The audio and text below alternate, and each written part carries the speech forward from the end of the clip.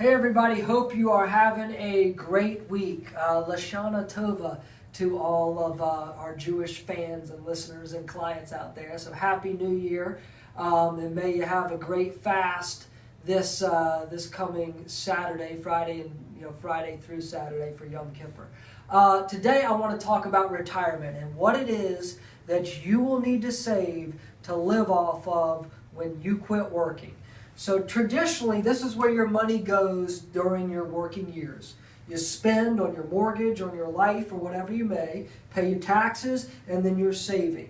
So let's assume that this individual right here is making $100,000 a year in the year before retirement, which is typically what the retirement lifestyle is based on, is the last year you're working before you retire.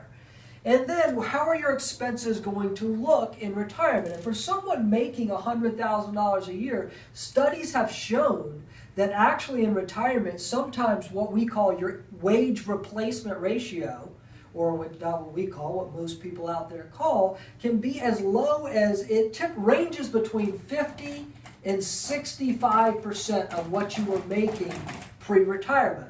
Now, why is that? First off, you're not going to be saving any money, and if your money's invested in the right way, your taxes should be substantially less, and then you're going to spend less as well, typically, whether you paid off your mortgage, whether you have more time to cook at home and not go out as much, or whatever it may be. Just this is what studies have shown. So in retirement, you've got a 50 to 65% wage replacement ratio. The more you make, the less that ratio is. So if you're making $500,000 a year, and it varies, of course, person to person, then the wage replacement ratio might be 20%. I mean, you might not be spending anywhere near what you were in that year before retirement. Whereas if you're making $50,000 a year, that wage replacement ratio is going to be very high.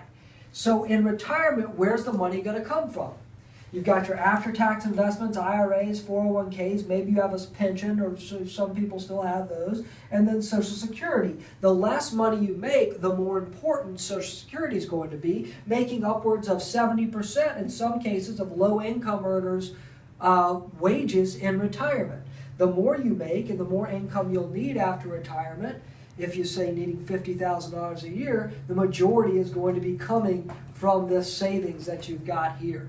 So what can you learn from this? A lot of this is common sense, but the number one thing I think to know is, what is this going to be? If you're 10 years away from retirement, what is your wage replacement ratio going to be? And let's figure that out, sit down and plan, and create a goal of, this is what I'll need to live off of this amount, this 50 to 65% or whatever it is your specific case warrants, in retirement. And that is one of the first steps towards really financial planning.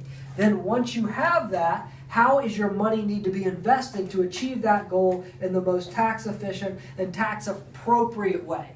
So it's just a process, and starting that process begins by understanding what your replacement ratio needs to be, and then moving forward from there. Check out this week's weekly report. Lots of good stuff in there. Got the radio show, got several articles pertaining to this sort of thing that I think you'll find very interesting. Until next week, I hope your money's making money for you.